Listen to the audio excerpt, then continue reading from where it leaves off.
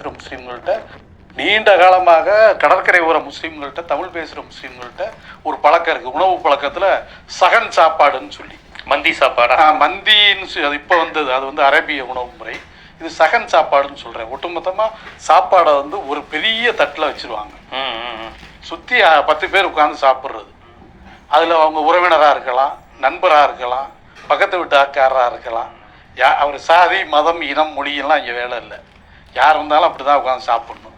நீங்கள் வந்து தொட்டா தீட்டு பார்த்தா தீட்டுங்கிற சாதி அடுக்கு இருக்கிற நாடு இது. ஏன்னா நான் சாப்பிட்டதை நீ சாப்பிட்றக்கூடாது, நான் சாப்பிட்ட தட்டில் நீ சாப்பிட்றக்கூடாது, நான் குடிக்கிற தேநீர் கோலையில் நீ டீ குடிக்கக்கூடாது அப்படின்னு சொல்கிற இந்த சமூக கட்டமைப்பில் எல்லாத்தையும் கூப்பிட்டு ஒன்றா உட்கார வச்சு ஒரே இடத்துல சாப்பிட்டு ஒரே சாப்பாடை சாப்பிடு, ஒரே தட்டில் சாப்பிடு அப்படின்னு சொல்கிறது எவ்வளோ பெரிய புரட்சி அது. அந்த புரட்சியை எந்த சினிமாவிலாச்சும் காமிச்சிருக்கானா இங்கே தமிழ்நாட்டில்?